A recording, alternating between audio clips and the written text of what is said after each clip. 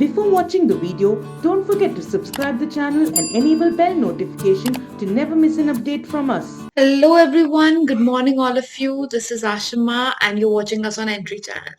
So in this video, we're going to talk about daily current affairs, in which we will be talking more on the informative side. That is, this is a segment where you can make your notes for current affairs and you can gain all the important pointers and jot them down for your examination. Right. So the main idea behind this video is not to waste much of your time in questions, but much of your time in the information gaining. Right. So in this video, more of the thing is going to be descriptive.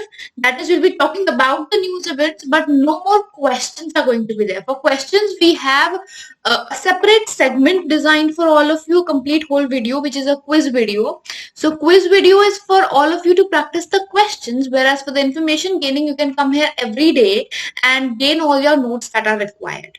Right. So we'll be beginning with the first news event. Now certain news events will be in descriptive format, while the other news events might be in one-liners format. It completely depends on the news event. Right. First is West Bengal Public Finance Management Investment Program. Now this is a program which has been launched basically by West Bengal, but the idea, the new thing about this is that it is gaining international financing. Let's see what it is. So first of all, an agreement by Government of India and Asian Development Bank has happened recently, for which Asian Development Bank is going to give a policy-based loan of 50 million US dollars. That is for the implementation of the scheme. The scheme is going to get a 50 million US dollars of loan. Right. Now, since the name of the scheme we saw was Public Finance Management Investment Program, therefore, the idea of this whole program is to improve the financial management procedure. That is how the finances of the state are, measured, how they are kept, how they are designed, how they are maintained. All of that procedure is going to go under a review. Right, so that a better decision making can be done. We can know where the investment is going in wrong direction, where in right direction, where we can reduce, where we need to expand. So all of those decisions can be taken place once the things are sorted out, right? So basically all the sorting, as we can say, will be more effective via this program. So funding will be used to implement West Bengal Public Finance Management Investment Program. It will integrate the financial information system of the state, since there are various finance, data setups which are set up, right? So all that information is going to be collated and put up in a single format, so that we all know how the sorting is done, how the things are done, how to be managed, and they will all be centralized. That is, from the state center, they are going to be managed, right? So it will improve the financial information system of the state.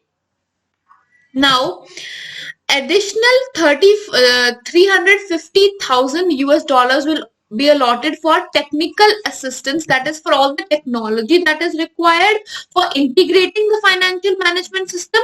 An additional amount is going to be given, that is 350,000 US dollars, right?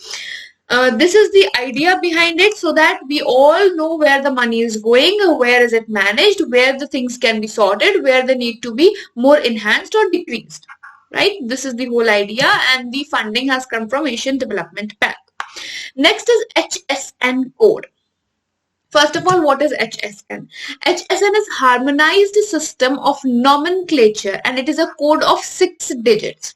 Now, this is an identification code, we can say, and recently why it is in news is because the CBIC, that is Central Board of Indirect Taxes, has made it mandatory to mention this 8-digit HSN code in tax invoices of 49 chemical-based products while issuing the GST notice. So whenever they are going to file a GST notice, they'll have to mention this 8-digit number, so that more clearly we can define what product it is. Now, for understanding why it is done, you need to understand what it is, right? Why it is an 8-digit identification code, right? So here is the identification code. Here you can see that it has been divided into a pair of 2 each. So first 2 is the chapter, So I'll just change the color, right?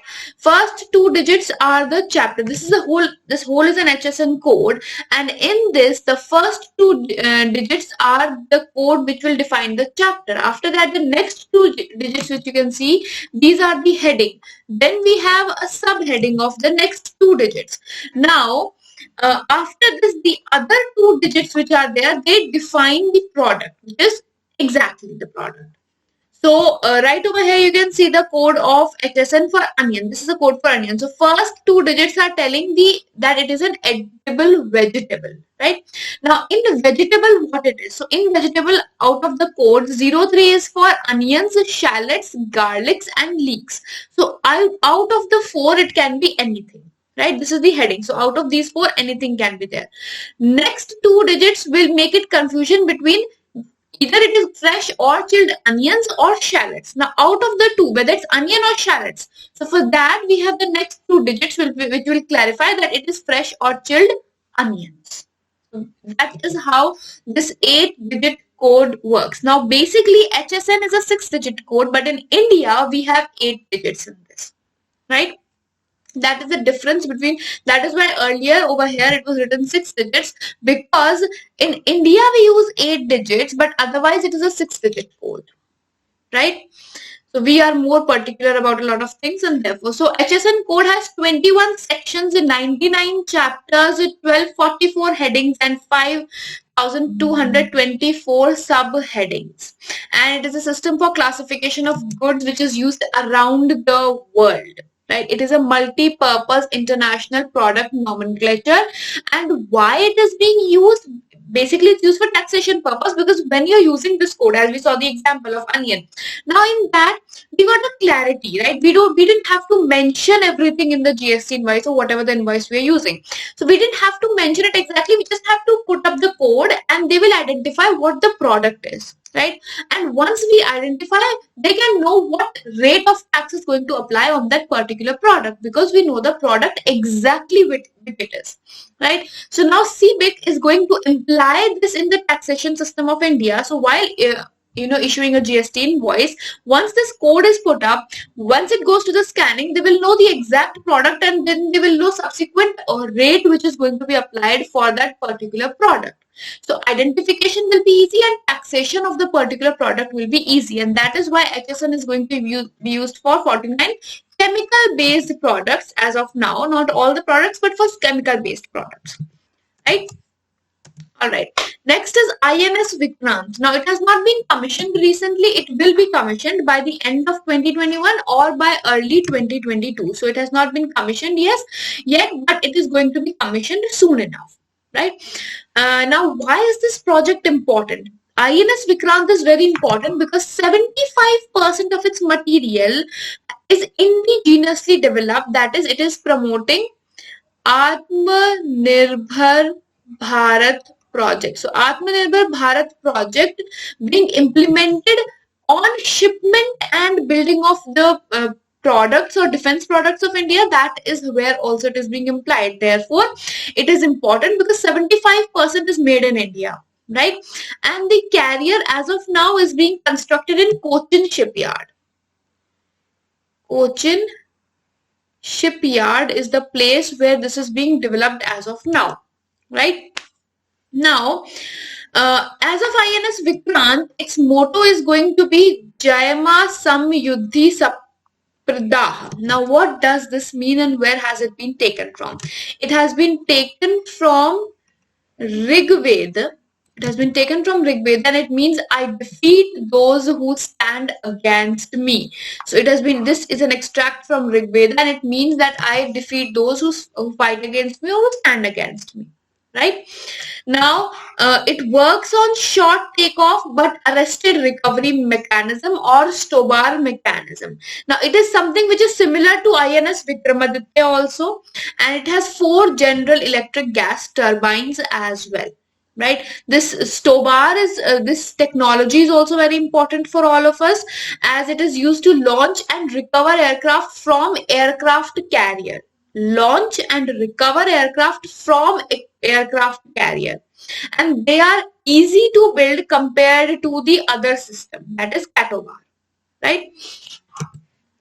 Next, Varanasi Annapurna Idol, you might have heard a few times back, a few weeks back, that this was found in Canada and it is going to be returned to India after all the processes of checking whether it belongs to India or not.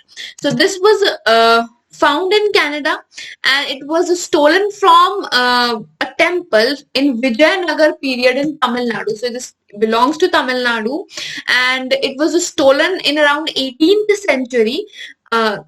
The build-up of this is Banarasi style, and it was identified in Mackenzie Art Gallery. It was identified in Mackenzie Art Gallery. It was identified in Mackenzie Art Gallery by Divya Mehra. Right, Divya Mehra, she went there for a particular exhibition and she identified this. She researched it and found it that it dates back to India and she reported it. Right. As of now, it has been given to Archaeological Survey of India or ASI, which is the official custodian of the repatriated artifacts in India. Right. Now, what is Annapurna? Annapurna idol consists of a kheer and a spoon in her hand, and Annapurna in India means the goddess of food, right? That is why now, since it is quite old and dates back to Tamil Nadu, it is very important for the heritage and style of its build-up as well. It is built up in Banaras style, right? Now, apart from that, it was brought back from India after a century, and this has been brought to the notice by Ministry of Culture and Tourism. Right now, it is handed over to ASI for further checkups and stuff of that sort. Next, C-32LH2 propellant tank has been built by India. It is the largest ever cryogenic propellant tank developed by Hindustan Aeronautics Limited. But what exactly is a cryogenic? When we're saying that it's a cryogenic propellant tank, what exactly is a cryogenic? So cryogenic is a kind of fuel, and cryogenic fuel is something, cryogenic means low temperature. Cryogenic means low temperature. So cryogenic fuel means a fuel which remains a fuel at low temperatures. That is, it requires low temperature to remain a fuel. That is, its storage is also in low temperatures. Now, this kind of fuel is very important when it comes to the fuels used in spacecrafts, in satellites. Why it is important? Because in space, there's vacuum and therefore the temperature is comparatively very low.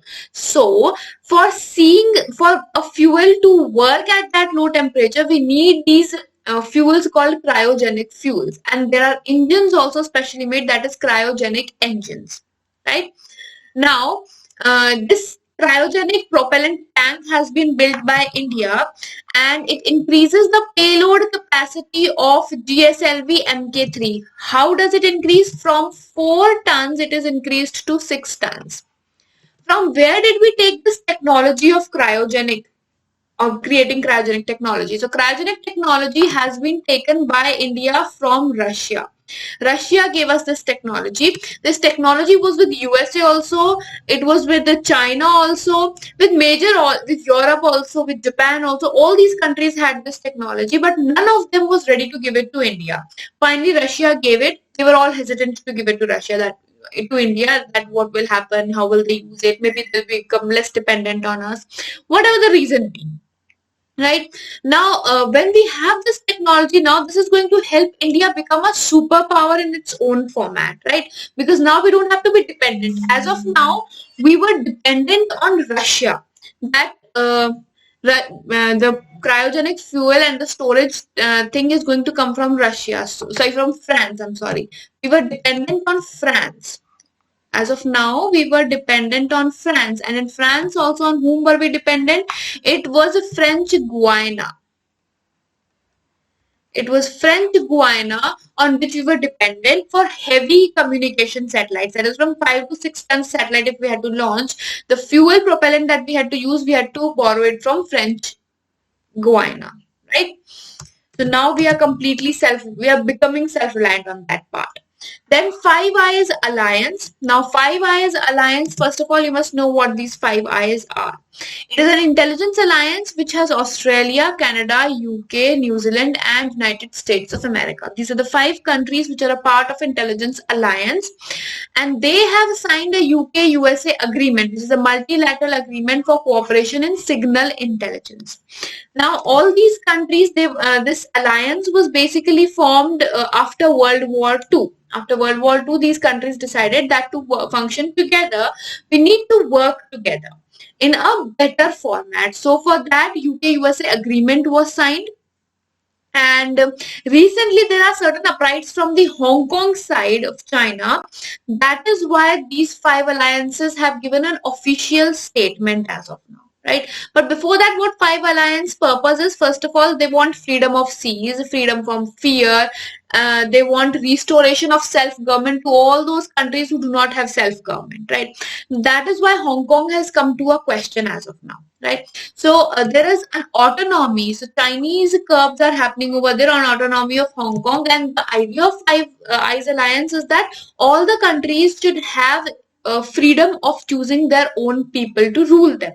Right, so there has been some postponement of the legislative council elections that were due in Hong Kong, and due to that, people are fighting for their freedoms and rights.